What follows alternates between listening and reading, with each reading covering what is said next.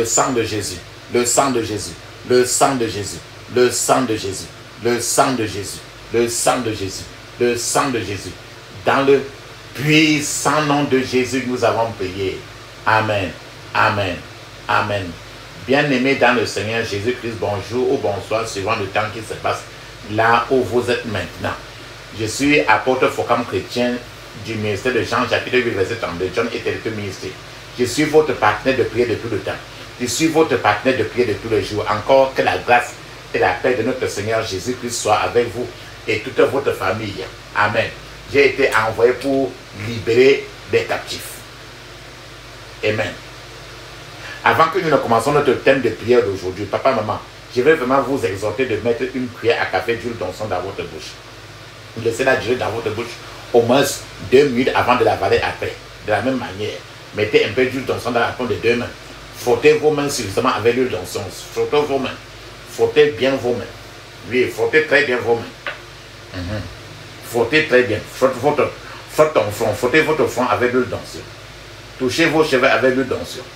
Frottez votre cou avec l'huile d'onction. Touchez un peu votre nombril avec l'huile d'onction.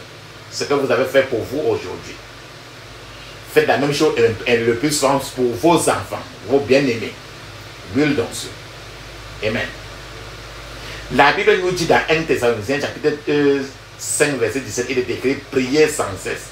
Priez sans cesse, parce qu'il faut prier sans cesse. Notre thème de prière aujourd'hui c'est délivrance de la servitude spirituelle. La délivrance de la servitude spirituelle. Délivrance de la servitude spirituelle. Délivrance de la servitude spirituelle. Frères et sœurs, papa, maman. Délivrance de la servitude spirituelle.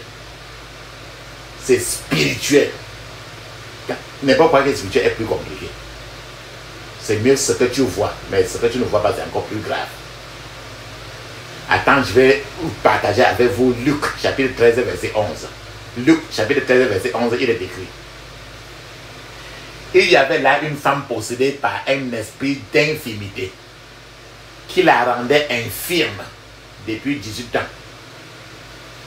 Elle était courbée et ne pouvait se tenir droit. Il y avait là une femme possédée par un esprit d'infirmité qui la rendait infirme depuis 18 ans. Elle était courbée et ne pouvait se tenir debout. Quelqu'un qui est malade depuis 18 ans, il a fait tous les docteurs possibles, tous les hôpitaux possibles. 18 ans, tu peux imaginer comment ça a ruiné. Et il n'y a pas de solution. Tu vois les gens qui sont courbés et qui ne se mettent jamais debout. Tu vois les gens qui n'ont qu'un seul pied. On dit 18 ans. Ce n'est pas 18 jours, ce n'est pas 18 mois. Ça a ruiné parce que tous les finances et ça n'a pas bougé. C'est ce genre de délivrance que nous parlons. Il y avait une femme. Il y avait là une femme possédée par un esprit d'infirmité. C'est ça qu'on appelle infirmité. Infirmité, c'est quelque chose que l'hôpital ne peut rien. C'est ça qu'on appelle le démon d'infirmité et derrière cela. Parce qu'un démon n'avale jamais un comprimé. Tu injectes la personne, le démon ne sait pas ce que tu appelles injection. Ça ne le touche même pas. Il y avait là une femme possédée par un esprit d'infirmité et qui la rendait infirme depuis 18 ans. Elle était courbée. Elle ne pouvait pas se tenir droit. Tu connais quelqu'un que depuis qu'on l'a accouché, il ne marche pas. Il y a les gens que même jusqu'à 20 ans même, ils sont toujours assis. Tu as vu les gens qui marchent avec les béquilles en route, non? Depuis, ils n'ont jamais de pied parce qu'ils marchent toujours avec les béquilles. C'est de ça que nous parlons. Quand tu vois quelqu'un que une main n'a jamais grandi, un pied n'a jamais grandi, c'est parce que le démon d'infirmité est derrière cela. Quelqu'un qui sa taille, il est toujours, sa taille est toujours par terre comme ça, il n'a jamais grandi. C'est le démon d'infirmité. Le mot infirmité. C'est ça qu'on appelle la servitude spirituelle. C'est qu'il n'y a aucun hôpital qui peut résoudre cela. Et c'est ça qu'aujourd'hui, tu vas résoudre, le Seigneur va résoudre cela dans ta vie. et regarder n'importe quel problème. C'est ça qu'on appelle l'esprit d'infimité. Quand j'en ai le mot esprit infimité, ça que c'est quelque chose que l'hôpital ne peut rien. Donc je vais vous dire que quoi? Je vais vous partager avec vous aujourd'hui que il est possible qu'une maladie soit provoquée par un démon. Et dans ce cas, quand c'est les démons qui sont derrière une maladie, rassemble tous les docteurs de la terre, tous les grands hôpitaux de la terre, il n'y a rien à faire. Parce qu'il n'y a aucun appareil qui peut voir un démon. Et il est là. Et depuis que la personne est sur la terre jusqu'à ce que la personne meurt avec cela. Mais aujourd'hui, ce problème que tu as là, il va enlever ça aujourd'hui. Donc, une maladie dont les démons sont derrière cela, les docteurs ne peuvent plus. Les connaissances même, les grandes connaissances du docteur ne peuvent traiter que les choses physiques et non le spirituel. Donc, appliquer une solution physique à une maladie spirituelle ne fera qu'aggraver la situation. Parce que le médicament physique que tu vas acheter ou bien quoi que ce soit ne fera qu'aggraver le problème lui-même.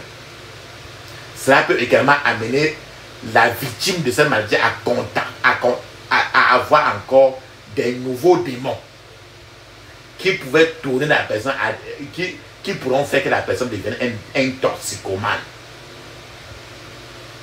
Donc, c'est de ça que nous parlons. Papa, maman, si vous souffrez d'une infimité sur votre corps maintenant, regardez un peu votre pied. Il y a quoi qui te fait mal depuis peut-être 1 an, 2 ans, 4 ans, 5 ans. Tu as fait n'importe quoi jusqu'à ce que tu ne peux plus. C'est ça qu'on appelle infimité. Si vous souffrez d'une certaine infimité sur votre corps, aujourd'hui vous avez une merveilleuse occasion de faire face à cela. Parce que Dieu n'a pas prévu, il n'a pas prévu l'infimité pour ses enfants. Dieu sait que ses enfants ne peuvent pas le servir avec l'infimité sur lui. Bien qu'avoir une infimité, un esprit d'infimité ne disqualifie pas quelqu'un pour entrer au ciel. Quand quelqu'un a déjà un esprit d'infimité en lui, cette infimité-là, cette maladie-là va ravager son corps physique sur la terre. Donc, la personne ne peut faire grand chose pour le Seigneur avec un corps malade. Si c'est ton cas, regarde n'importe quoi que tu souffres depuis des années. Aujourd'hui, tu vas répéter les PS d'aujourd'hui très suffisamment. Tu vas prier ça aujourd'hui beaucoup.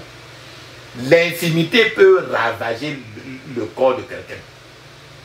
Alors que l'esprit intérieur de la personne peut aller au ciel après. Les docteurs, les médecins ont certains termes pour toutes les maladies, y compris les maladies spirituelles. Ils parlent de ça, mais ils ne peuvent rien faire pour ces maladies spirituelles. Ils ont les mots, mais ils ne peuvent rien. Je partage avec vous Luc 13, verset 12, il est écrit. Lorsque Jésus la vit, Jésus l'appela et dit, femme, tu es délivrée de ton infimité. Donc la femme-ci qui était malade depuis 18 ans, Jésus l'a vue, il a dit, femme, viens, tu es délivrée. Parce qu'elle était toujours courbée. Tu vois les gens qui marchent toujours courbés là, non? Ils ne se mettent jamais debout là. Et c'était depuis 18 ans. Parce que c'est un démon qui l'a courbé ainsi. Je parle pour que tu regardes ce que depuis des années, tu fais des bons, ça ne te donne rien là. Tu es parti sur les marabouts, les charlatans, ça n'a rien donné. Tu es parti dans tout, on a ruiné tout ton argent. Jusqu'à là, la magie est restée comme ça. C'est le démon là est derrière. Et c'est ça qu'aujourd'hui, Jésus est en train de t'appeler comme ça pour te délivrer de cette infimité là aujourd'hui. Attends, je partage encore avec toi Luc chapitre 13, verset 13 à 16, il est écrit. Je cite, Jésus vit la corde avec laquelle elle était liée et il la détacha et il lui imposa les mains. À l'instant, elle se redressa et glorifia Dieu. Mais le chef de la synagogue, indigné de ce que Jésus avait opéré, cette guérison, un jour de sabbat, dit à la foule, il y a 6 jours pour travailler. Venez donc vous faire guérir ces jours-là, et non pas le jour du sabbat. Hypocrite, lui répondit le Seigneur, est-ce que chacun de vous, le jour du sabbat, ne détache pas de la crèche son bœuf ou son âne pour le mener à boire? Et cette femme, qui est une fille d'Abraham, et que Satan tenait liée depuis 18 ans, ne fallait-il pas la délivrer de cette chaîne le jour du sabbat? Donc l'ennemi, les adversaires, les ennemis de la femme-ci ne se souciaient jamais de la situation de la femme qui est toujours malade là. Mais les ennemis, ces ennemis étaient davantage préoccupés rien que aux fautes de l'église, à la transgression de la loi qui était dans l'église là. Ils voulaient que les gens soient guéris uniquement de lundi, viennent pour les traitements au contraire de lundi à vendredi. Mais samedi à dimanche, non, pas le jour du sabbat. C'était ainsi les ennemis des enfants de Dieu au sein même de l'église. C'est pour ça que je prie pour vous que ceux qui ne sont pas contents de vos progrès maintenant soient disgraciés au nom de Jésus. Bien aimé, ce qui est intéressant ici, c'est que bien que cette femme fût fille d'Abraham, cette femme était attachée par une corde invisible dans le monde spirituel. Par sa grande foi en Dieu, qui est son père spirituel, en Dieu, son père spirituel Abraham était devenu une source de bénédiction pour le monde entier. Et comme beaucoup aujourd'hui, cette femme devait s'approprier sans doute ces bénédictions. Malgré cela, cette femme était toujours dans la servitude de façon spirituelle. Frères et sœurs, Abraham n'avait pas accès au temps de Abraham. Rappelle-toi au temps de Abraham. Abraham n'avait pas accès à tous les genres de Bible aujourd'hui. Il y a dans ton téléphone maintenant, tu as des Bibles en application. Tu as des Bibles de référence. Tu as les Bibles même sur ton ordinateur. Abraham n'était pas connecté. Il n'avait pas tout ça. Et ce que nous avons tout ça aujourd'hui. Abraham n'avait pas de Bible en application. Abraham n'avait aucun modèle de personne à suivre. Aucun exemple de personne à suivre pour la foi. Et pourtant, Abraham a exercé une foi profonde envers Dieu, qui a mis même Dieu au défi de faire de Abraham une source de bénédiction pour tout le monde entier. C'est pourquoi les gens du monde entier ont tendance toujours aujourd'hui à s'approprier des bénédictions de Abraham. Amen. Papa, maman, maintenant, la Bible dit, et les enfants d'Abraham, c'est qui? Les enfants d'Abraham, c'est qui? Si tu vas dans Galates chapitre 3, versets 6 à 16, tu comprendras aussi, cela nous parle des enfants d'Abraham. Et il y aura, dans le verset 29 de Galates chapitre 3, il y aura encore les enfants d'Abraham. Attends, je partage avec vous Galates chapitre 3, verset 29. Je cite, vous appartenez à Christ. Vous êtes dans la descendance d'Abraham. Vous recevez toutes les bénédictions de Dieu grâce à la promesse qu'il a faite à Abraham. Donc quand tu es chrétien, tu es d'office déjà de la descendance d'Abraham. Parce que Dieu avait fait d'Abraham le père de la multitude. Donc vous avez le droit de bénéficier des bénédictions que Dieu avait promis à Abraham. Donc ceux qui sont de la famille, dont Abraham était l'exemple de la foi, c'est le père de la foi. Donc les gens qui sont de la famille, les gens qui ont la foi, qui appartiennent à Jésus-Christ, sont les enfants d'Abraham. Les enfants d'Abraham, tu entends le mot foi, non? Abraham, c'était à cause de la foi. Donc pour avoir les bénédictions d'Abraham, tu dois être chrétien et avoir la foi. Par conséquent, si vous n'avez pas la foi d'Abraham, vous ne pouvez prétendre lui appartenir. Et si vous êtes les descendants d'Abraham, vous vous comporterez comme Abraham lui-même. Dieu veut que tous les enfants, les chrétiens, les enfants de Dieu deviennent les descendants d'Abraham et héritent des bénédictions qu'il avait promis à Abraham. La femme que nous avons suivie dans le texte était de la descendante d'Abraham. Mais bien qu'elle était qualifiée pour avoir les bénédictions d'Abraham, bien que cela, elle était toujours dans la servitude, dans l'esclavage. Pourquoi?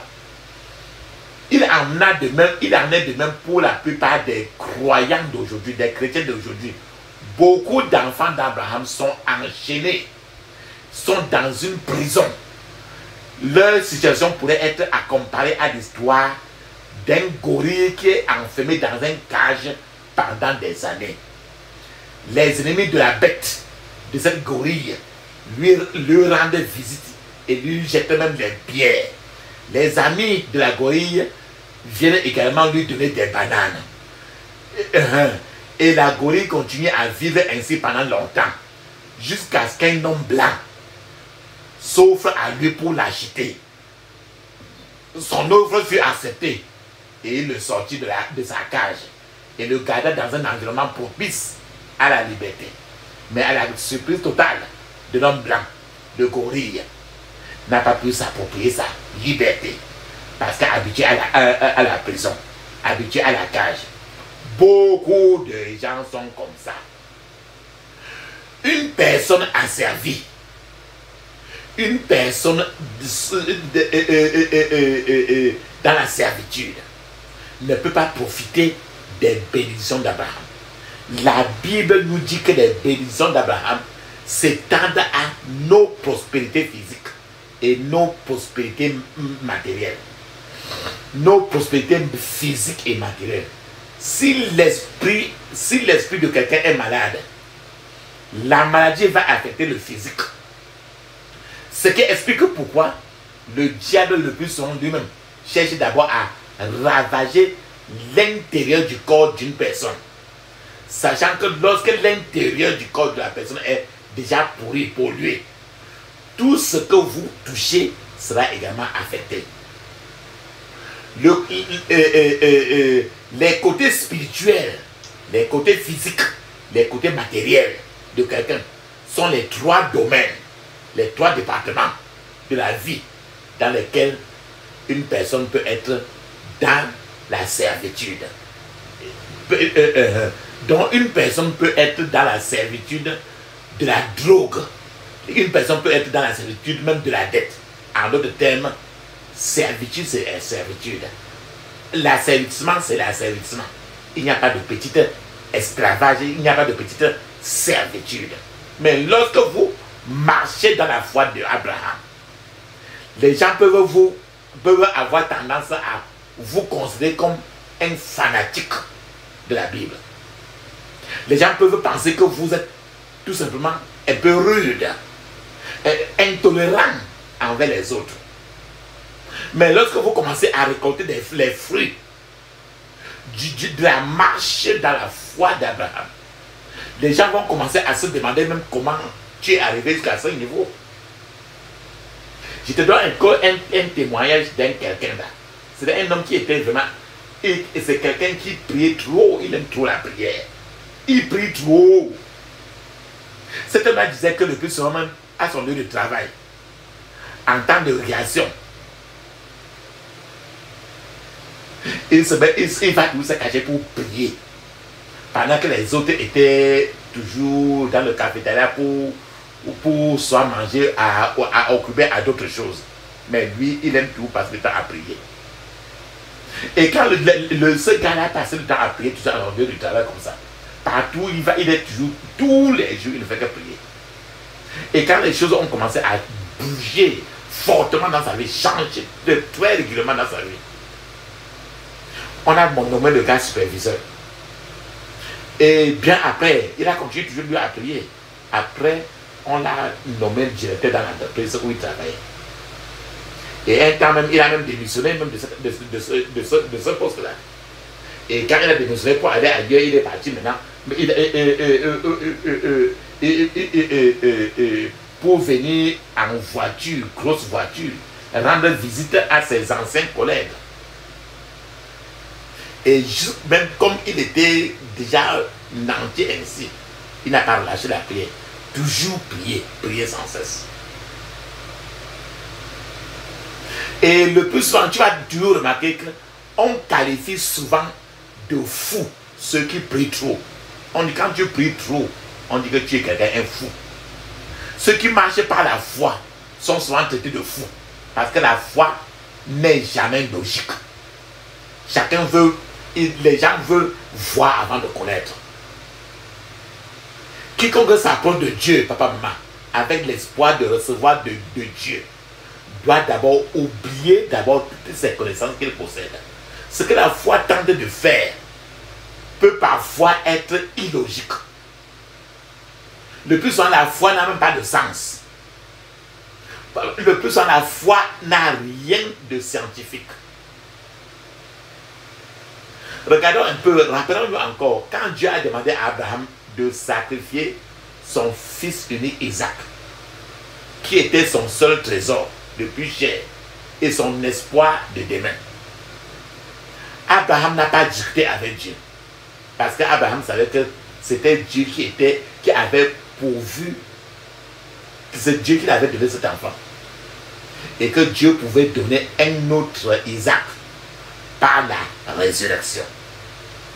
C'est le même Abraham qui a discuté avec Dieu lorsque Dieu voulait détruire Sodome et Gomorrhe. Abraham n'a même pas parlé à Dieu, à Sarah, quand Abraham a discuté avec Dieu. Abraham n'a même pas informé Isaac lui-même ou son esclave de toutes ses aventures avec Dieu. Abraham n'a pas dit. Parce que le fait que Abraham avait trop confiance en Dieu, Abraham voyait que s'il parlait même aux autres, on devait dire que mais Dieu est fou, tu parles avec Dieu par comment? Mais Abraham n'a pas dit ça parce qu'il avait peur qu'on devait... sa femme même, son esclave à la maison devait le qualifier de fou. En d'autres termes, il n'y a jamais de mauvaises nouvelles pour une personne qui marche dans la foi.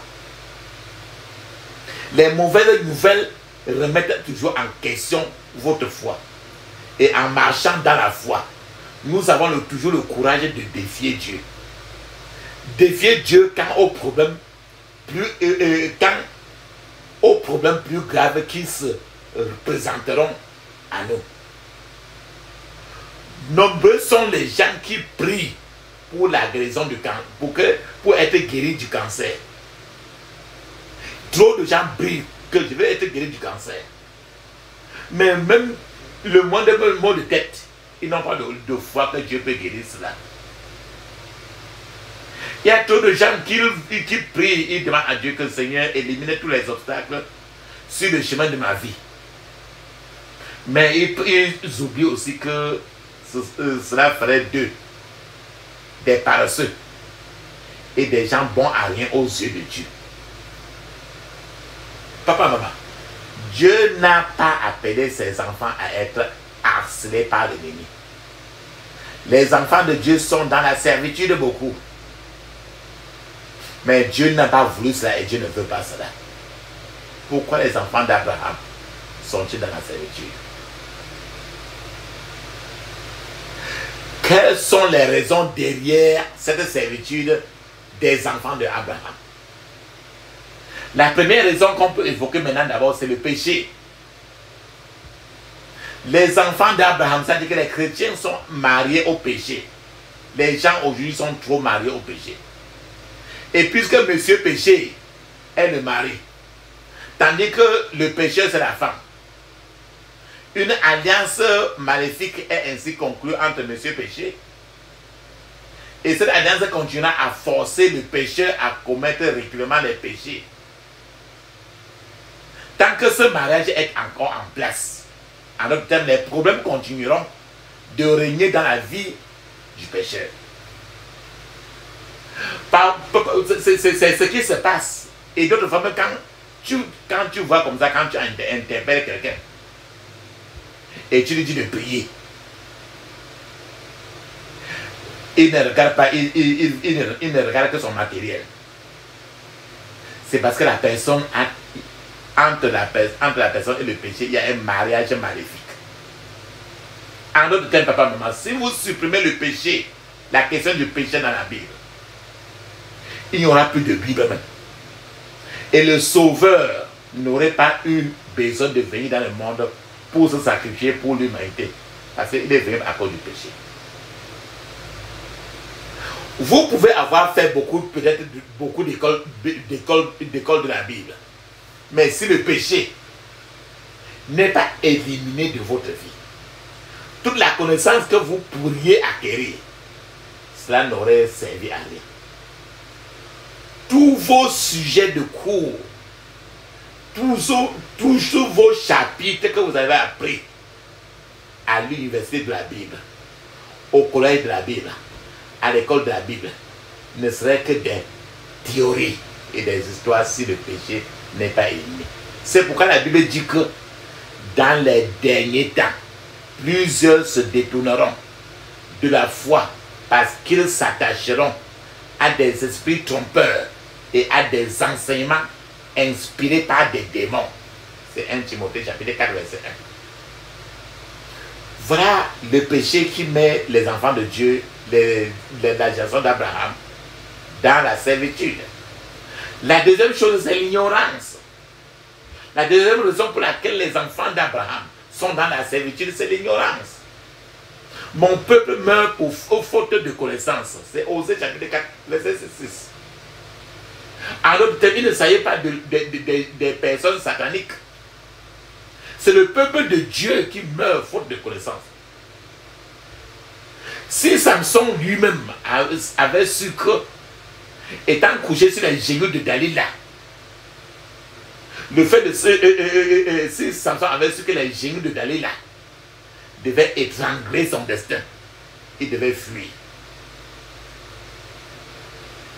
Une personne peut être si stupide dans son ignorance que Dieu peut avoir du mal à l'aider. Parce que Dieu ne peut à ce moment-là, il ne sait plus pas comment faire pour l'aider. Samson était couché dans les cuisses de Dalila. Et alors, à ce moment-là, ne pouvait rien faire. Je vais vous donner maintenant à ce niveau-là un témoignage concernant l'ignorance. Il y a une femme qui vivait avec son mari. Et un jour, elle a rêvé qu'une femme blanche. Les deux vivaient en Europe. Alors, la femme a rêvé qu'une femme blanche est venue voler sa robe de mariée et sa bague d'alliance de mariage. Elle a rêvé ça dans la nuit. Et lorsqu'elle s'est réveillée, elle a raconté le rêve à son mari pendant le petit déjeuner le lendemain matin. Et son mari a rejeté cela et a considéré cela comme tout cela une petite imagination. Et que ce n'était qu'un rêve, ce n'était pas une réalité. Et ils n'ont rien fait. Et alors, avant même la fin de la semaine qui suivait, après ce rêve-là, une femme blanche réellement avait déjà pris possession du foyer de la femme. Et la femme s'est retrouvée ainsi. La femme, alors maintenant, il y a une femme blanche qui a arraché son mari. Voilà que la femme, maintenant, elle s'est retrouvée maintenant en Afrique. Pourquoi? À cause de l'ignorance pure. Pourquoi l'ignorance pure? Si la femme s'était réveillée, immédiatement qu'elle a rêvé que sa robe de mariée a été volée et sa bague mariée volée. Si elle s'était réveillée avait prié pour que le rêve soit inversé ou annulé, ce qui lui était arrivé aurait été évité. Voilà l'ignorance. Bien que née de nouveau, cette femme ne savait pas comment faire de ce rêve. Par conséquent, Dieu Tout-Puissant ne pouvait rien faire dans cette situation. Mais la Bible dit que certaines personnes sont déterminées à faire preuve d'ignorance volontaire. Je prie pour que Dieu ait pitié de ces personnes aujourd'hui au nom de Jésus. La troisième chose qui met les enfants de Dieu, la descendance d'Abraham dans la servitude, c'est le fait de briser les lois de la foi. Les lois de la foi. Abraham est le père de la foi. Cela peut aussi conduire les enfants d'Abraham à la servitude. Briser les lois de la foi ne te donne pas à avoir des promesses d'Abraham. Qu'est-ce que ça veut dire que briser les lois de la foi? La Bible nous a dit dans 2 Corinthiens 5:7, il dit, car nous marchons par la foi et non par la vue.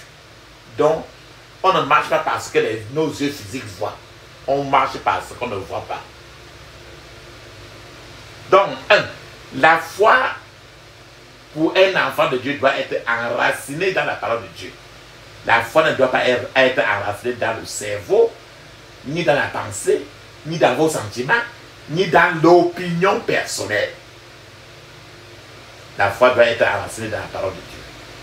Deuxièmement, la foi doit être confessée de ta bouche. Parce que la Bible dit dans Marc 11:23, je vous le dis en vérité, si quelqu'un dit à cette montagne, ôte-toi de là et jette-toi dans la mer. Et s'il ne doute point en son cœur, mais croit que ce qu'il dit arrive, il le fera s'accomplir. Arrêtez, papa, maman, écoute très bien. Au commencement, quand Dieu créait le ciel et la terre, au commencement, avant que les choses commencent à se déclencher, Dieu a dit que la lumière soit, et la lumière fut. C'est-à-dire que Dieu a parlé, et les choses ont commencé à passer. C'est l'action. La troisième chose maintenant, alors, c'est que la foi doit être aveugle. Aveugle à quoi? Aveugle aux circonstances qui te dérangent. Aux circonstances dérangeantes. Autrement dit, vos circonstances qui vous arrivent peuvent paraître défavorables ou encore hostiles. Mais vous devez rester aveugle à tout ce qui se passe autour de vous pendant que vous comptez sur Dieu, parce que lui, il sait là où il est en train de vous apporter. Troisièmement, la foi ne doit pas être influencée par ce que tu vois. La Bible dit clairement que nous marchons par la foi et non par la vue. Donc lorsque vous vous laissez influencer par ce que vous voyez, la foi saute hors de la fenêtre de votre vie. Cinquièmement, la foi doit continuellement louer Dieu. Lorsque quelqu'un est toujours rempli de louanges et de remerciements envers Dieu, sa foi sera toujours au sommet. C'est le genre d'Abraham. Ne dis jamais que non. Pourquoi je dois louer Dieu lorsqu'il n'a rien fait pour moi? Quand le diable lui-même voit que les gens sont toujours contents et se réjouissent dans ta famille, le diable évite ce genre de famille-là. Mais si le diable se rend compte que c'est le contraire, le diable vient au contraire alors s'installer dans ce genre de maison, s'installer dans ce genre de vie. Sixièmement, la foi ne fait pas de confession négative, ne dit jamais des choses négatives de lui-même. Donc celui qui marche par la foi ne se confesse pas, ne se confessera pas lui-même. Il ne dira pas, non, ce mal de tête, ça peut me tuer. Non. Vous devez déclarer de bonnes choses sur votre vie. et croire que tous les problèmes que tu traverses ont disparu déjà avec le Christ qui est sur la croix. C'est pour ça que le plus souvent, même dans ton pays, le pays où tu es, la plupart d'entre nous détruisons souvent notre pays par nos confessions négatives. Certainement, la foi n'entretient pas de mauvaises pensées. Certains gens, même d'autres fois, quand tout est trop dur, ils envisagent dans leur tête le suicide comme un moyen d'échapper aux difficultés de ce monde. Je vais te donner un peu quelque chose que j'ai suivi. Il y a un frère chrétien qui s'est suicidé au Zimbabwe. Et les gens ont commencé à se demander comment un frère chrétien pourrait se donner lui-même la mort. En réalité, le Zimbabwe est l'un des enclaves des hommes blancs, dont la particularité est de se suicider toujours. Donc, celui qui prie avec agressivité, par exemple, avant de voyager, et qui commence, après avoir prié, et commence maintenant des visions, des pensées négatives sur le voyage, cela n'est pas en train de marcher sur la foi. La foi doit être soutenue par la patience. Qui dit la foi dit une patience vraiment élevée. En réalité, dans Hébreux 6, verset 12, dit en sorte que vous ne vous relâchiez point et que vous imitiez ceux qui par la foi et par la persévérance héritent des promesses. La foi et la persévérance. Persévérance veut dire la patience. Il faut persévérer et hériter des promesses. Donc, dans ce passage, la foi doit être amie avec la patience. La foi doit être amie avec la patience. L'une des plus grandes vertus que Dieu donne à l'homme, c'est la patience. Beaucoup de gens nombreux sont ceux qui veulent courir plus vite que leurs pieds ne peut les porter. Certains gens veulent courir 100 mètres pendant qu'ils sont encore toujours en train de ramper. Papa, maman, soyons patients pour permettre à Dieu de prendre soin de notre vie. Vous pourriez dire que votre demande que tu as posée pour votre demande de travail que tu as déposée là est en train de retarder beaucoup, que ça prend trop de temps.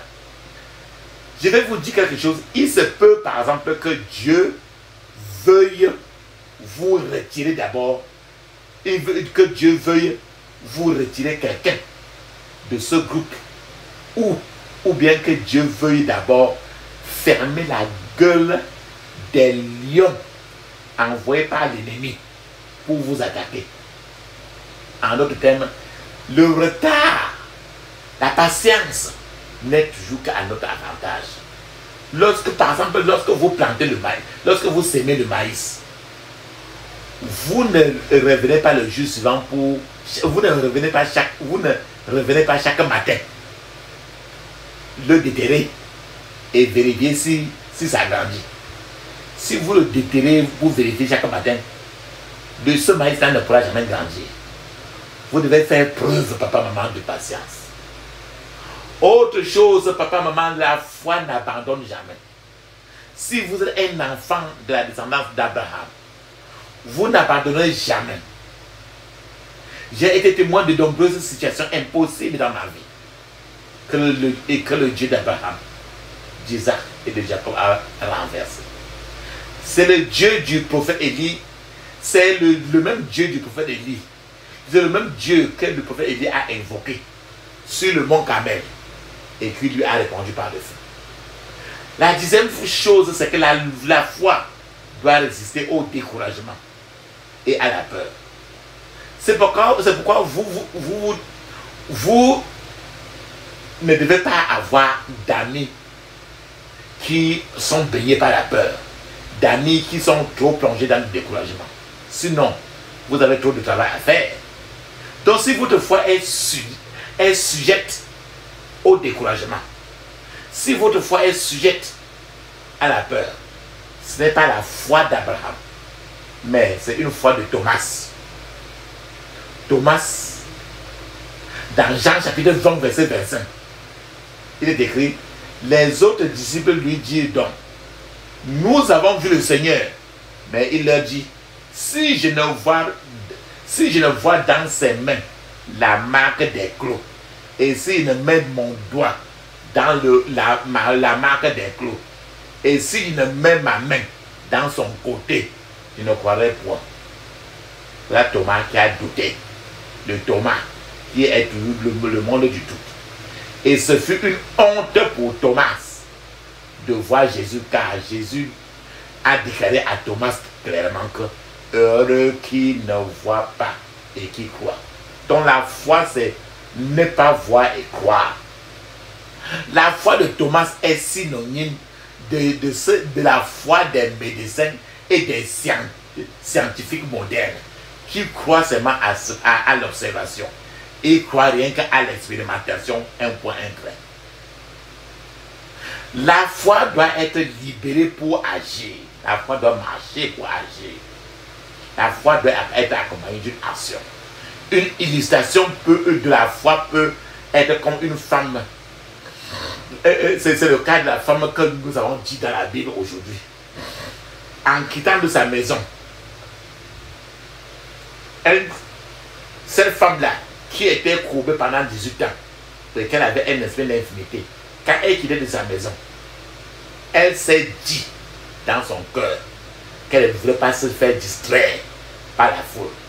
Elle a dit, c'est écrit dans le Matthieu 9, verset 21, car elle disait en elle-même, si je puis seulement toucher son vêtement, je serai guéri. Donc voilà ce qu'elle a dit dans son cœur. Donc la foi, c'est ce que tu te dis dans ton cœur et tu es là-dessus. La femme là a libéré sa foi et elle a obtenu le miracle qu'elle désirait sans permission. Mais Jésus savait ce qu'elle faisait. Parce qu'il était conscient de la vertu, des vertus qui sont sorties de lui. La foi est nourrie par la parole de Dieu. Mais la foi est affamée par la parole du diable.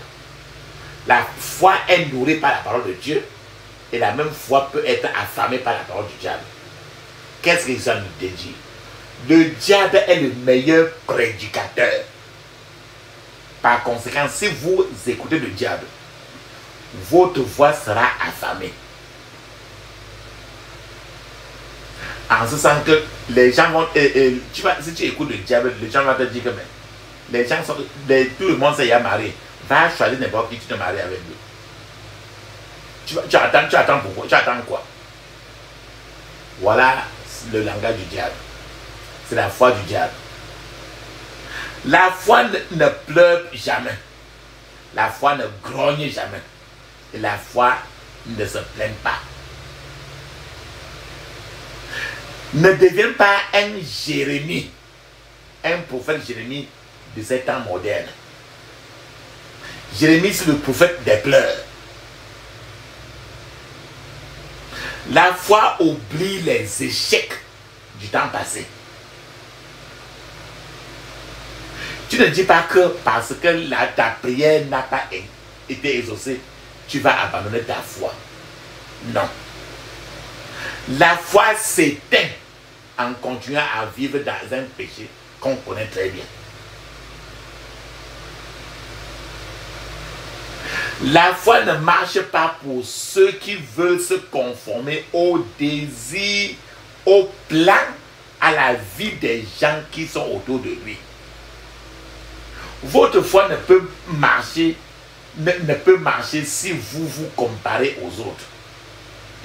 Car ce sur quoi vous fondez votre foi ne correspond pas au plan de Dieu pour votre vie.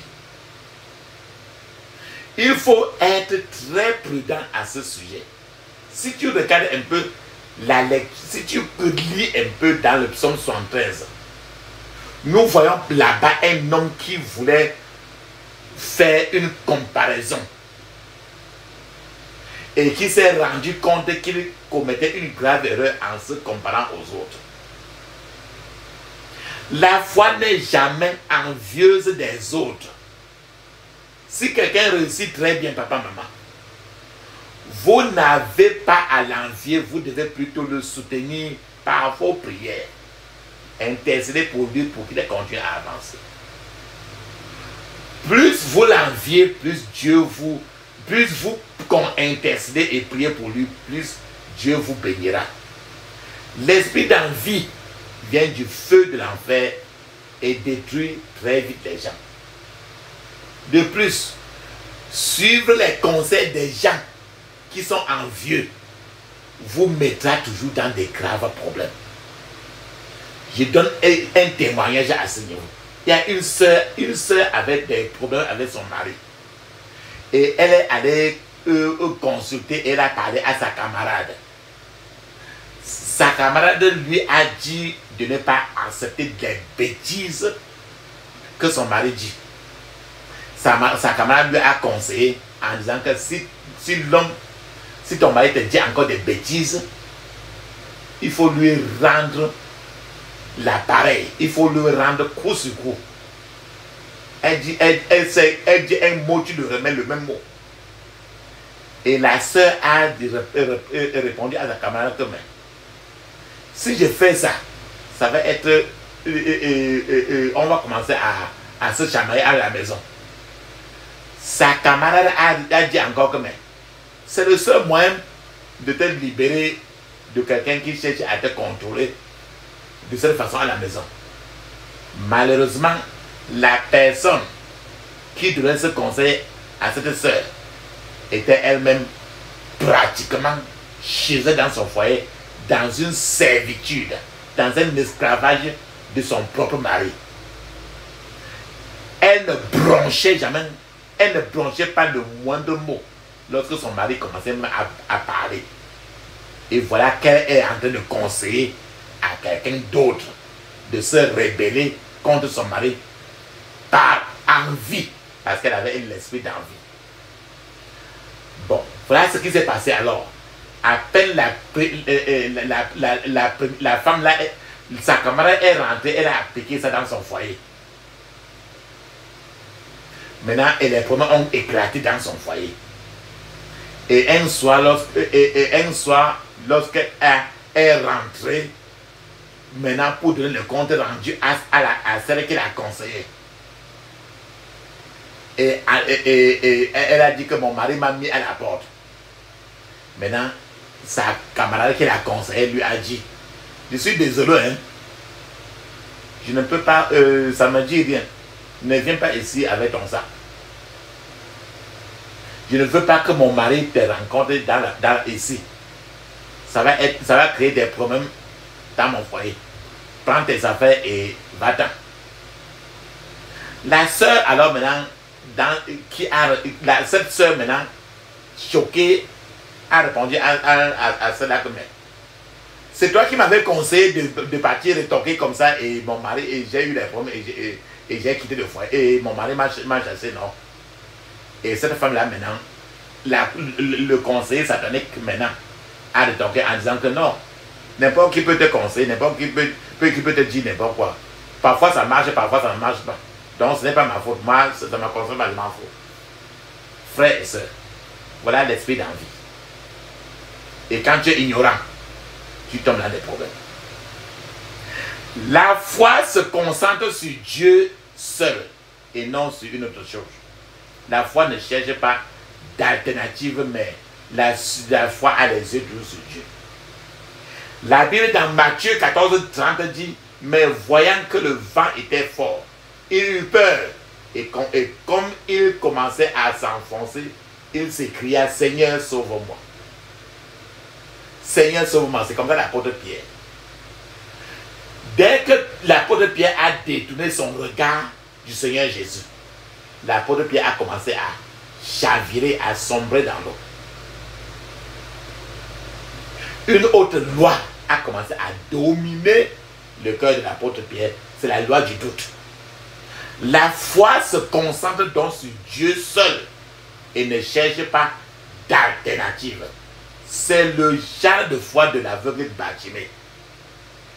L'aveugle Bartimée a dit, Jésus, fils de David, aie pitié de moi. L'aveugle de Bartimée n'était pas prêt à s'arrêter jusqu'à ce que Jésus apparaisse pour l'aider. La foi se réjouit toujours dans le Seigneur. Quelle que soit la situation que tu traverses, la foi se réjouit toujours dans le Seigneur.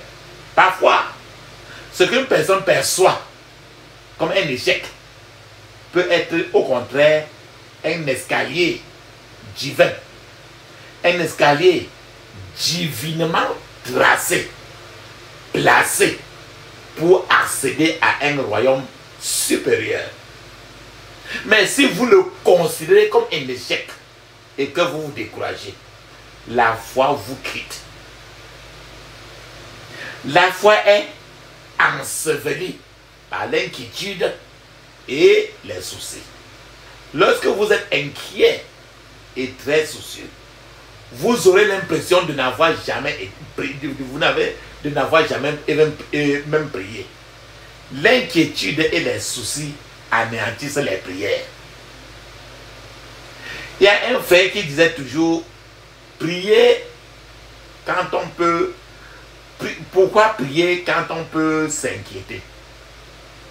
Ce frère disait cela parce que prier et s'inquiéter ne sont jamais ensemble. Ils ne sont jamais amis. Prier et s'inquiéter ne sont jamais ensemble. Donc si vous vous inquiétez, ne vous donnez pas la peine de prier. Si tu choisis de prier, va jeter l'inquiétude très loin. Si tu choisis l'inquiétude, va jeter la prière très loin. Donc, prière et souci ne marchent jamais ensemble. Laissez tomber l'inquiétude et alors prier. S'il faut prier. La foi ne connaît pas l'impossible. Celui qui marche par la foi ne doit pas marcher par la vue. Donc, si vous devez marcher par la vue, vous ne louerez jamais Dieu. Frères et sœurs, la foi doit naître de votre cœur. La foi doit naître de votre cœur. C'est ce qui est écrit dans Romains 10, versets 8 à 10. La foi doit s'exprimer par des paroles et des actes. La foi doit s'exprimer par des paroles et par des actes. Quand vous croyez en Dieu, commencez à confesser que ce que vous lui demandez est vrai et juste et cela arrivera. Quand vous croyez en Dieu, commencez à agir en conséquence. Quand une personne transgresse la loi de la foi, même si la personne est un enfant d'Abraham, la personne se retrouvera dans la servitude du diable. La première raison pour laquelle les enfants d'Abraham souffrent est donc le péché. Nombreux sont ceux qui sont prisonniers de leurs mauvais souvenirs du passé. Les choses qui sont passées et tu te rappelles toujours. Nombreux sont ceux qui sont prisonniers de leurs mauvais souvenirs du passé. J'explique davantage.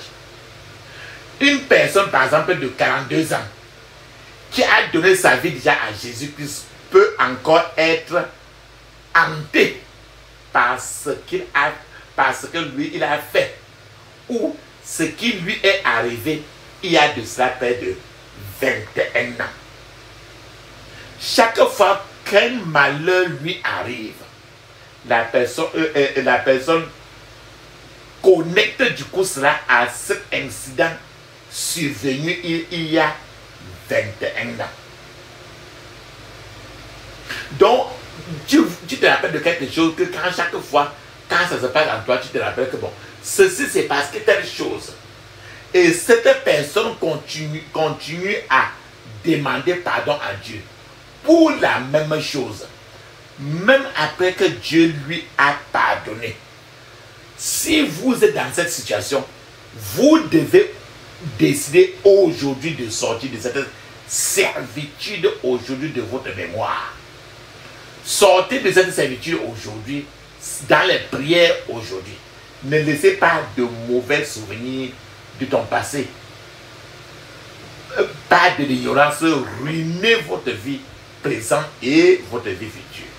Ne permettez pas cela. Tout ce que je suis en train de dire, alors vous devez prier. Vous aurez à faire face à ça dans la prière d'aujourd'hui. Après ce message. Certains gens qui ont probablement initié, par exemple, leur soeur, peut-être leur jeune soeur à la sexualité, à la prostitution. Et aujourd'hui, découvre maintenant que celle-ci mène une vie mondaine et ça les dérange. Et ils sont tourmentés par ces souvenirs. Certains gens ont commis des avortements. Il y a longtemps. Et se sont confessés même à Dieu. Et Dieu leur a pardonné même. Pourtant, elles sont encore harcelées dans leur mémoire parce que nous appelons le démon de l'avortement. Car elles ne sont pas pardonnées, elles ne se sont pas pardonnées elles-mêmes. Dieu les a pardonnées, mais la personne ne s'est pas pardonnée de son erreur passée. Et c'est ce que toi, papa, maman, tu dois faire. Le démon de l'avortement conduit généralement à la frustration et à une vie de marche arrière. Le démon de l'avortement harcèlera quiconque a déjà pratiqué une forme quelconque de l'avortement. Peut-être que tu as avorté il y a déjà 20 ans, 30 ans, 40 ans. Ou bien tu as même indiqué à quelqu'un pour qu'il avorte. Ou bien tu as donné des informations à quelqu'un pour qu'il avorte. Oui, ce démon-là va toujours te harceler. Aujourd'hui, tu vas demander au Seigneur l'aide, il va t'enlever cela. Tant que vous ne cherchez pas la délivrance et ne vous libérez pas aujourd'hui de ce démon, la frustration vous poursuivra comme un inspecteur de police. Une fois la délivrance finie, accomplie, papa, maman, après la prière d'aujourd'hui, il faut remettre le passé dans le passé et ne permettre pour vous tourner vers l'avenir. Remettre le passé dans le passé pour que votre vie aille en avant. Nous avons aussi des cas, des papas qui ont couché et grossi, enceinté même leur propre enfant, fille. Nous avons des cas, des mamans qui sont enceintes et que l'enfant qui porte, c'est l'enfant de leur propre fils. Nous avons des cas d'hommes et de femmes infidèles à leur partenaire. Les gens qui ont déjà été mariés, ils ont fait des rapports sexuels dehors. Nous avons des cas de gens qui ont vécu de graves tragédies dans le passé. Peut-être ça peut être qu'on l'a violé quand tu avais 7 ans. Ou bien que ton oncle t'a couché quand tu as les 40 ans laissé ça, mais tu ne peux dire à personne. Peut-être que tu as fait les rapports sexuels avec ta grand-mère. Et l'ennemi fait en sorte que ces souvenirs persistent toujours dans ta mémoire, dans la mémoire des gens, afin que ces gens continuent à vivre dans une servitude intérieure. Quand j'explique comme ça, c'est pour que quand tu entends la chaîne intérieure, la clé intérieure, quand tu entends, c'est pourquoi aujourd'hui tu pries beaucoup. Donc l'ennemi fait en sorte que ces souvenirs persistent dans la mémoire des gens, afin que ces gens continuent à vivre dans la servitude intérieure. Si vous continuez à vivre dans le passé ainsi, papa, maman, vous passez ainsi à côté des bénédictions d'Abraham que vous avez tant besoin. Je vous ai donné comme ça un exemple de tant de choses que vous pouvez être en train de vivre, des cas que vous vivez et que ça vous tracasse à l'intérieur, mais tu ne peux dire à personne.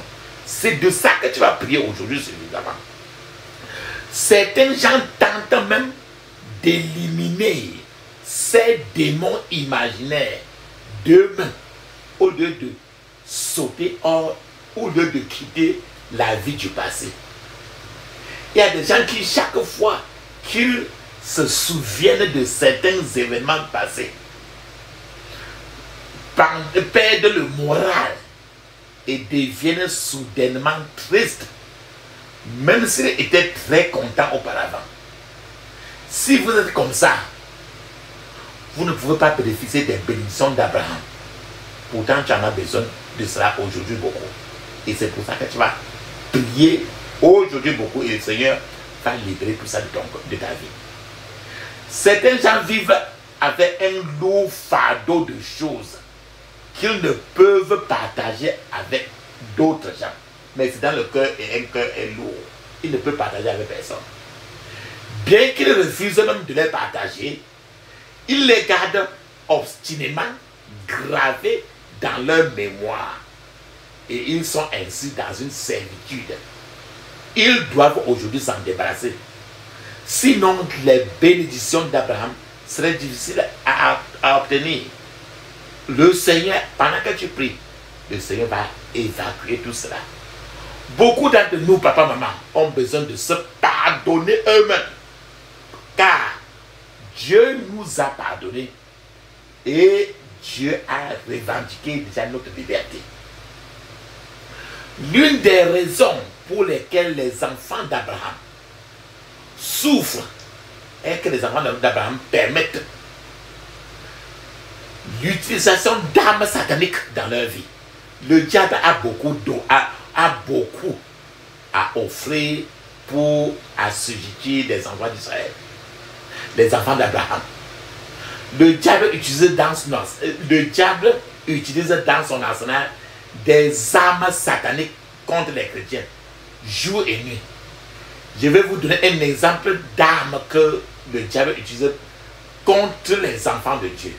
Par exemple, le sentiment constant d'être sous-élevé. Plusieurs enfants de Dieu ont toujours l'impression qu'ils ne sont rien dans la société. Ce qui n'est pas vrai. Et le diable veut que les gens se mettent toujours dans la condition d'être, se disent qu'ils ne sont rien ainsi. Pourtant, ce n'est pas ce que Dieu a de toi.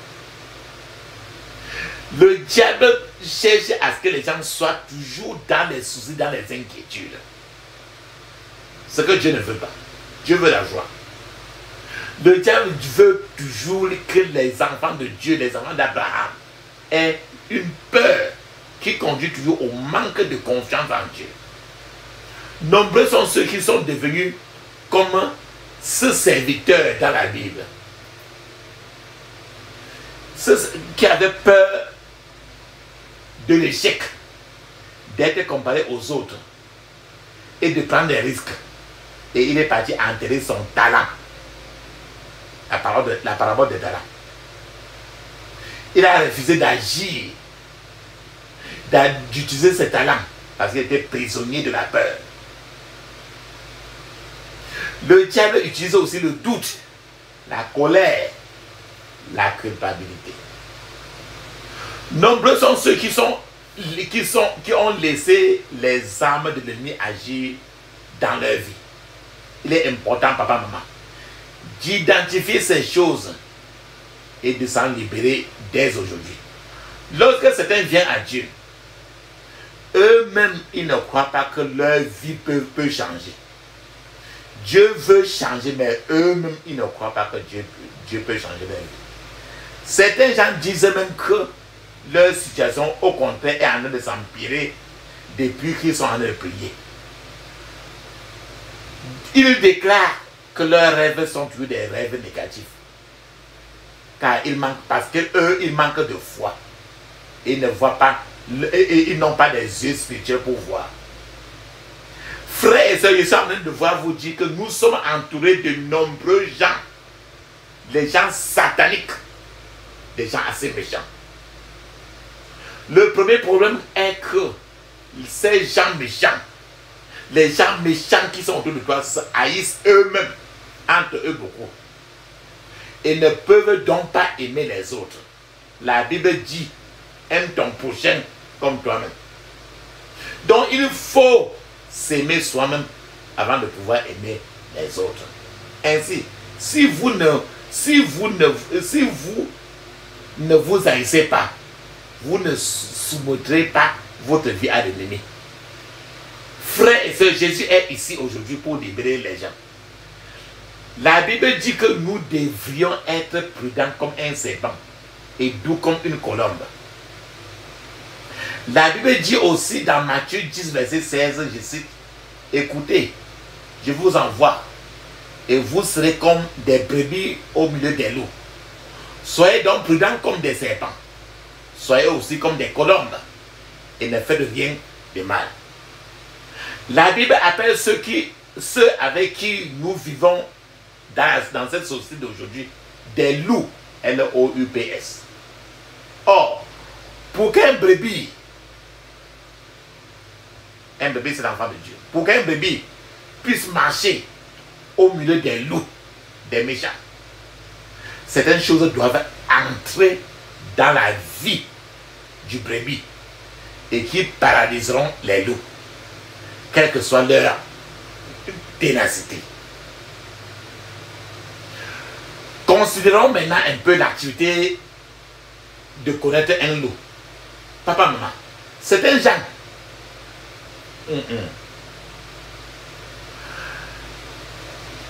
il est du devoir des enfants d'Abraham, bien qu'ils ressemblent à des brebis, de frapper les puissants des ténèbres, c'est-à-dire les charlatans, les marabouts sorciers, avec des coups de foudre,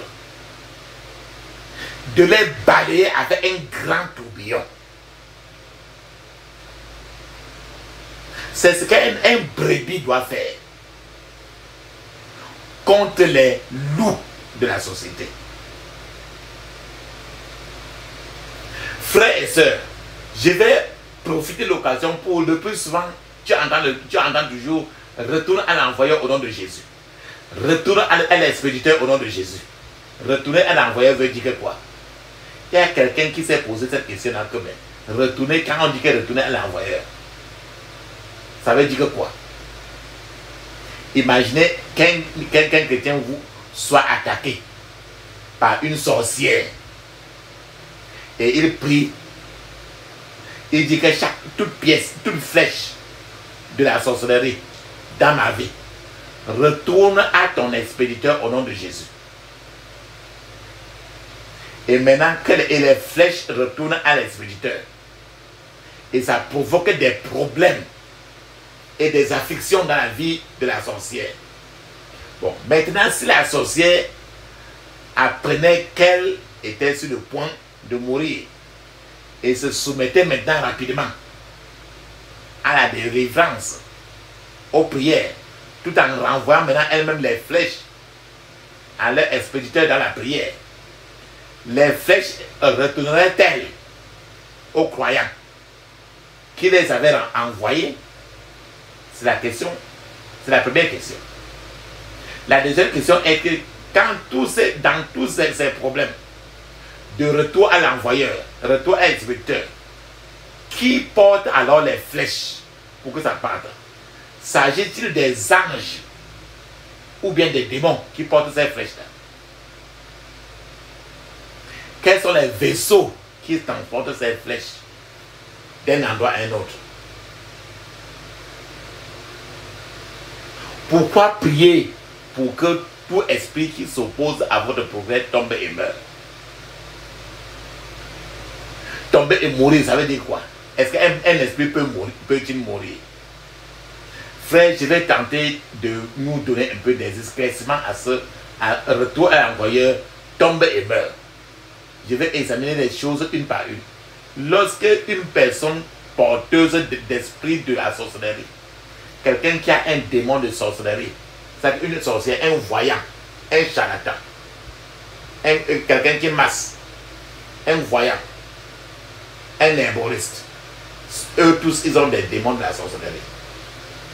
Donc lorsque quelqu'un est porteur d'un esprit de sorcellerie et qu'il décide de se et qu'il décide subitement de se repentir, la flèche maintenant ne lui fera aucun mal.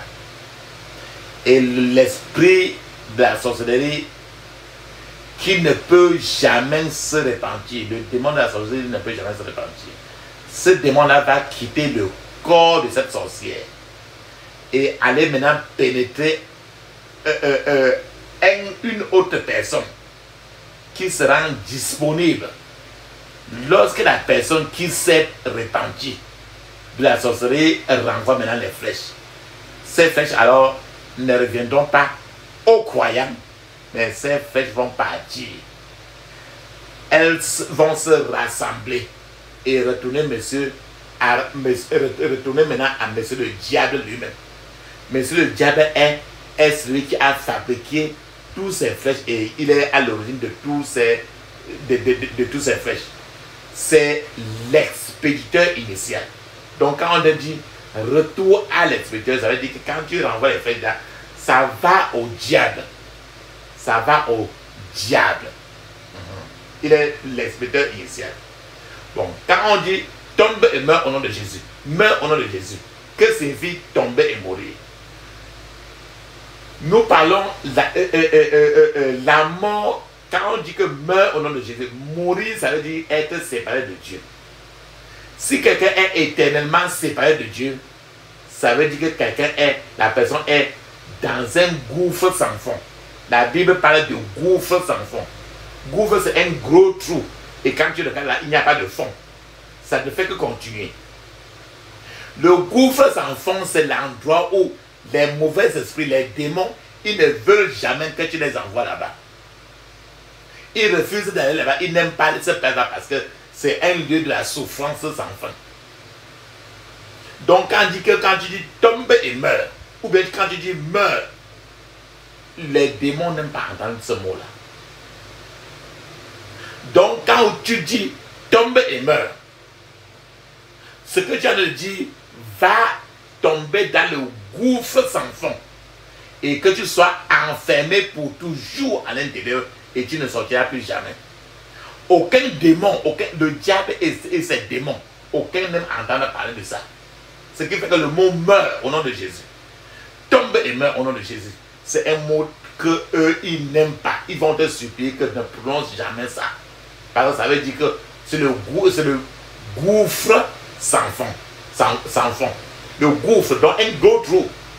Dans le monde spirituel, il y a ça. Donc personne n'est obligé de porter des flèches sataniques. Les flèches sataniques volent tout seules. Elles n'ont pas besoin des ailes. Car les flèches peuvent se déplacer seules. Donc papa, maman, maintenant nous allons prier.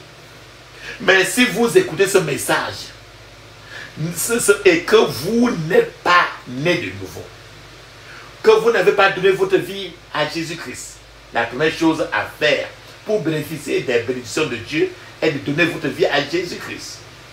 Si vous ne le faites pas, vous ne pouvez pas être appelé enfant d'Abraham. Et encore moins profiter des bénédictions des enfants d'Abraham. Papa, maman, priez ces prières d'aujourd'hui avec une sainte agressivité et une sainte folie et avec l'esprit de quelqu'un qui est sérieux. À Jésus, je m'abandonne. Ce qu'il me dit, je le crois. Et je prends ce qu'il me donne. La couronne avec la croix. Comptez, comptez celui de honneur. Tant que dure le combat. Que l'on vive ou que l'on meure, comptez sur lui, tout est là. Que l'on vive ou que l'on meure, comptez sur lui, tout est là.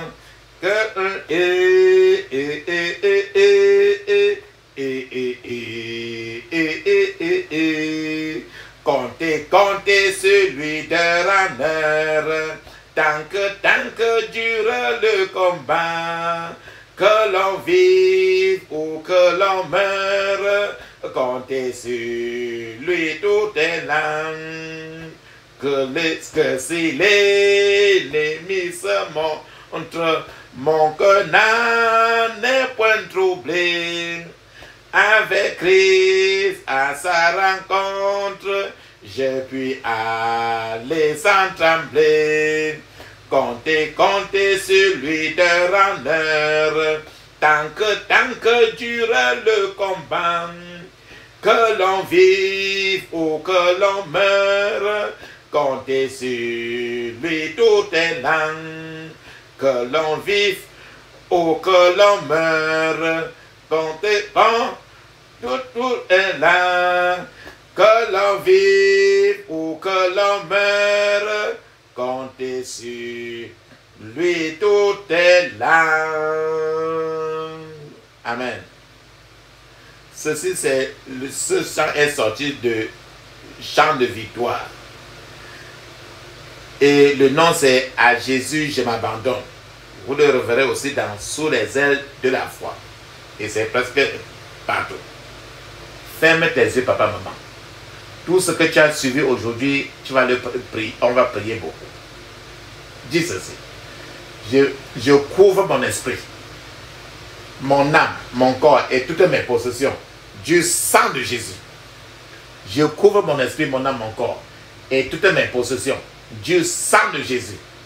Dans le puissant nom de Jésus, j'ai prié. Amen.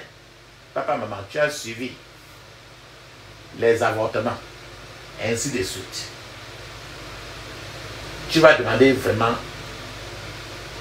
le Seigneur, il te faut rien que la miséricorde et la grâce de Dieu pour que Dieu pardonne à qui personne, à qui a déjà tué dans sa vie.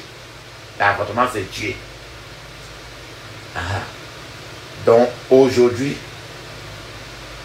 comme l'aveugle de Bartimée, tu vas demander la miséricorde de Dieu. Tu vas répéter cela 50 fois. 50 fois. Même si il dit seulement 2 fois maintenant. Tu vas répéter 50 fois. Ferme tes yeux, dis ceci.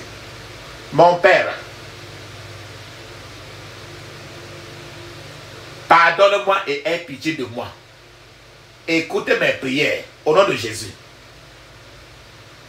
Mon Père, pardonne-moi, aie pitié de moi et écoutez mes prières au nom de Jésus.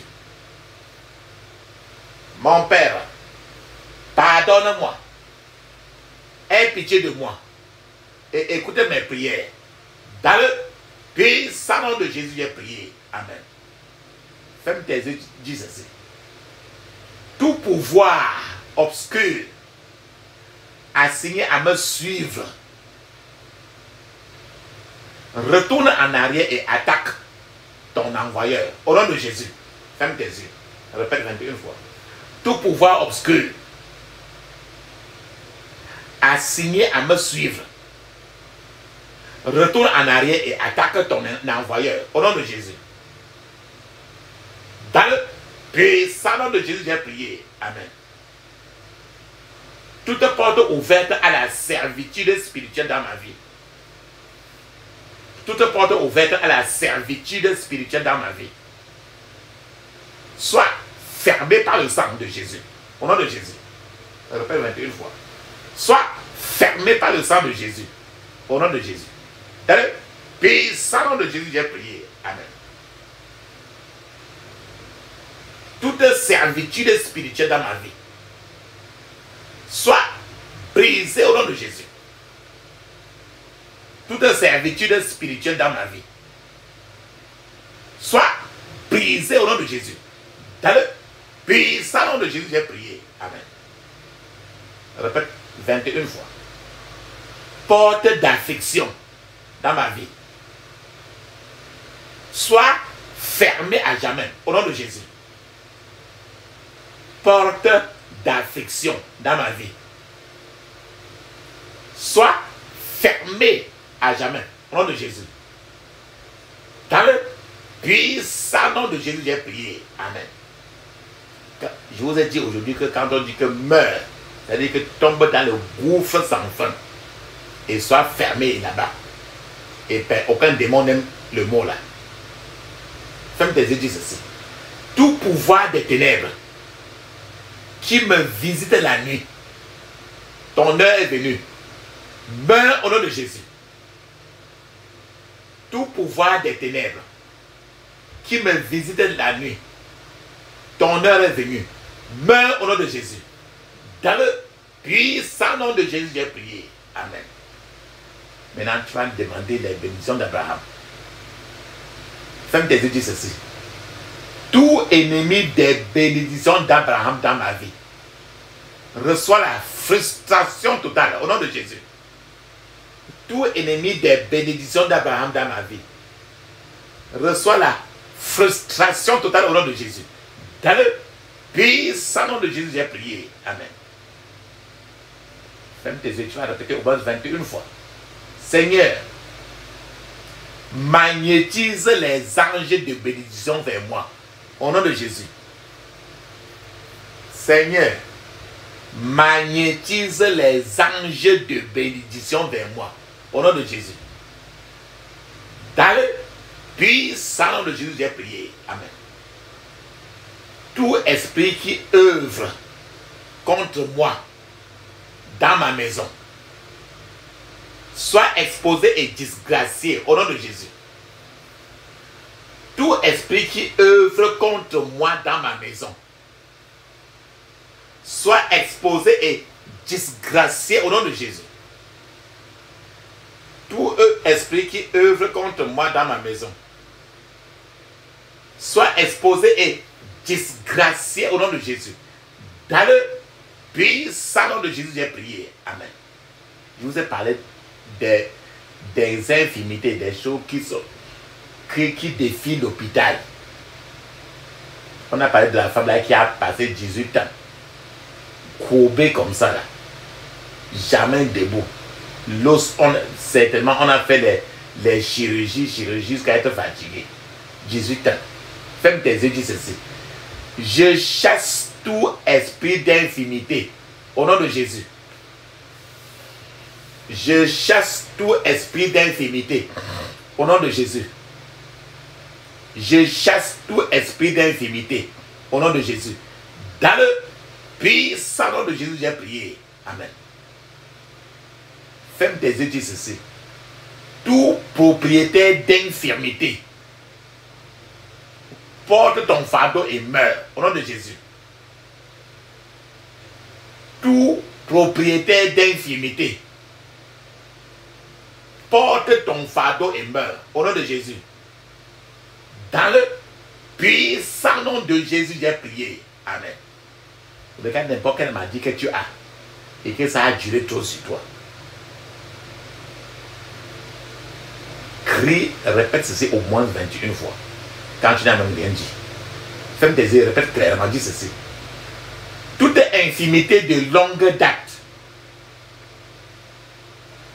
je détruis tes pieds par le feu, au nom de Jésus.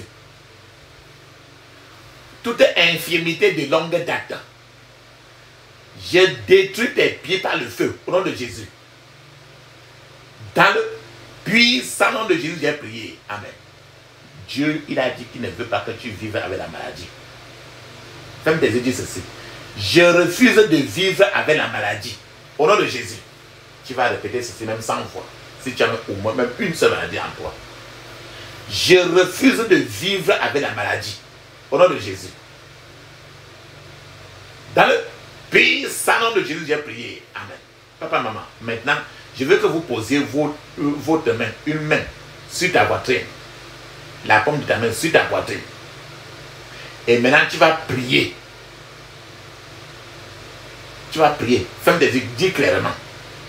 Tu connais la chaîne C-H-A-I-N-E. Toute chaîne interne qui bloque ma foi. On a parlé de la foi aujourd'hui beaucoup.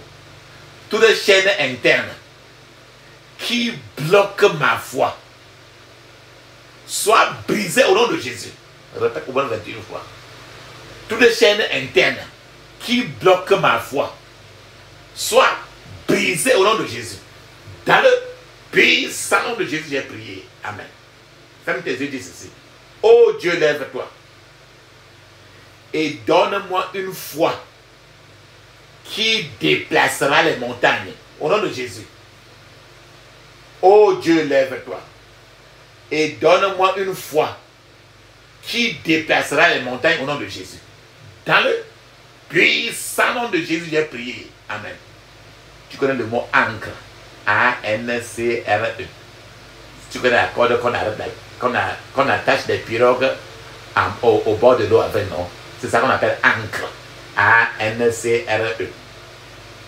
Nous, on a parlé du doute. Quand tu n'as pas de foi, il y a le doute. Ferme tes yeux, dis ceci. Toute ancre de foi, de doute dans ma vie, soit brisée au nom de Jésus. Toute ancre de doute dans ma vie, soit brisée au nom de Jésus. Dans le puissant nom de Jésus, j'ai prié. Amen. Toute inspiration du diable dirigée contre moi, soit paralysée au nom de Jésus. Toute inspiration du diable dirigée contre moi, soit paralysée au nom de Jésus. Toute inspiration du diable dirigée contre moi, soit paralysée au nom de Jésus. Dis 21 fois. Dans le puissant nom de Jésus, j'ai prié. Amen. Frère et soeur, papa, maman. Maintenant, place une main sur ta tête. La paume de ta main droite. Mets ça sur ta tête. Et l'autre sur ton ventre. Là où ton nombril est. Et tu mets ça sur ton nombril. Et maintenant, tu vas dire la prière ici. Et si tu sens un peu les vertiges, tu répètes fortement et tu bois même un peu l'eau dans ce tu continues à répéter. Et même si tu sens les vertiges, tu continues à répéter jusqu'à être fatigué. C'est très important. Ferme tes yeux et dis alors ceci. Toute sémence du chagrin plantée dans ma vie tombe et meurt au nom de Jésus. Toute sémence du chagrin plantée dans ma vie tombe et meurt au nom de Jésus. Toute sémence du chagrin plantée dans ma vie tombe et meurt au nom de Jésus. Dans le puissant nom de Jésus, j'ai prié. Amen. Papa, maman, continue à garder ta main sur ta tête et l'autre sur ton nombril. Continue à dire ceci. Tout pouvoir qui ne veut pas me voir tourner autour de lui tombe et meurt au nom de Jésus. Tout pouvoir qui ne veut pas me voir tourner autour de lui tombe et meurt au nom de Jésus. Dans le puissant nom de Jésus, j'ai prié. Amen. Tout ennemi comme le soleil et tout ennemi comme la lune, soyez renversés par le feu au nom de Jésus. Tout ennemi comme le soleil et tout ennemi comme la lune, soyez renversés au nom de Jésus. Dans le puissant nom de Jésus, j'ai prié. Amen. Seigneur Jésus, retourne dans mon passé et efface tout souvenir destructeur. Au nom de Jésus. Nous avons parlé des souvenirs, non? Des souvenirs toujours négatifs. Seigneur Jésus, retourne dans mon passé et efface tout souvenir destructeur au nom de Jésus. Dans le puissant nom de Jésus, j'ai prié. Amen.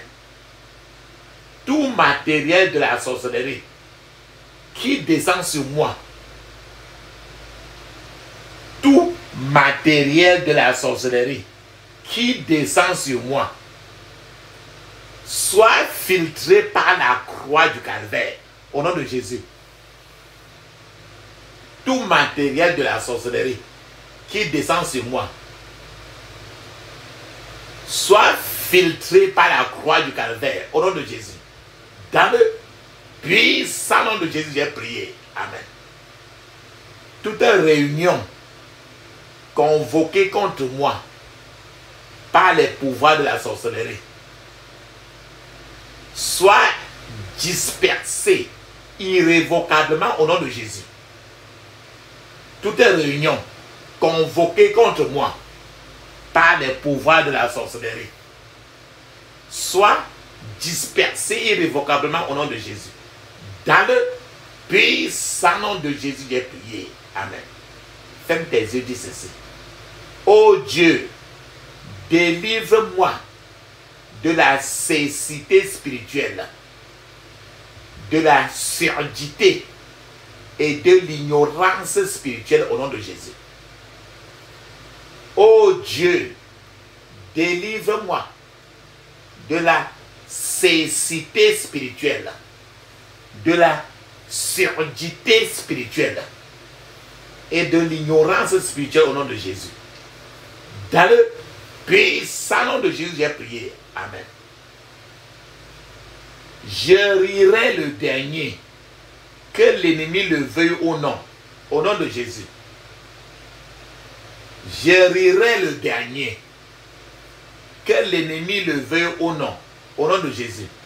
Dans le puissant nom de Jésus, j'ai prié. Amen. Que tout pouvoir qui me maintient dans l'ignorance tombe et meurt au nom de Jésus.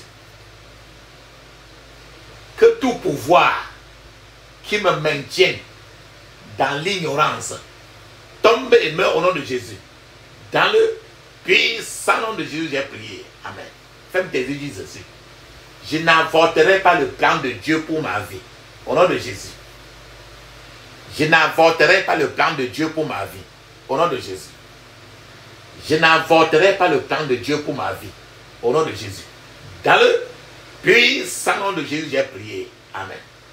Seigneur, règle mon horloge intérieure pour un rendez-vous divin. Au nom de Jésus. Seigneur, règle mon horloge intérieure pour un rendez-vous divin. Au nom de Jésus. Seigneur, règle mon horloge intérieure pour un rendez-vous divin. Au nom de Jésus. Dans le puissant nom de Jésus, j'ai prié. Amen. Que tout pouvoir qui empêche mon élévation tombe et meurt au nom de Jésus. Que tout pouvoir qui empêche mon élévation tombe et meurt au nom de Jésus. Que tout pouvoir qui empêche mon élévation tombe et meurt au nom de Jésus. Dans le puissant nom de Jésus, j'ai prié. Amen. Que tout jury démoniaque, tu connais les membres de jury, non? Que tout jury démoniaque dressé contre moi soit dispersé au nom de Jésus. Que tout jury démoniaque dressé contre moi soit dispersé au nom de Jésus. Même des yeux, dis-le 21 fois. Que tout jury démoniaque dressé contre moi soit dispersé au nom de Jésus. Dans le puissant nom de Jésus, j'ai prié. Amen. Papa, maman, mets une pause. Il est temps de parler en langue 7 minutes.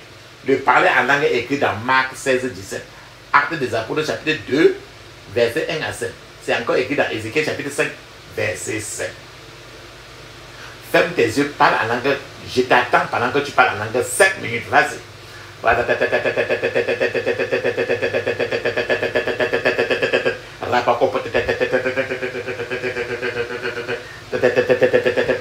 le puissant nom de Jésus, j'ai prié. Amen. Amen. Amen. Très bien. Ferme tes yeux, dis ceci. Que tout cadenas satanique, que tout cadenas satanique dans ma ville natale qui travaille contre moi soit brûlé au nom de Jésus. Que tout cadenas satanique dans ma ville natale qui travaille contre moi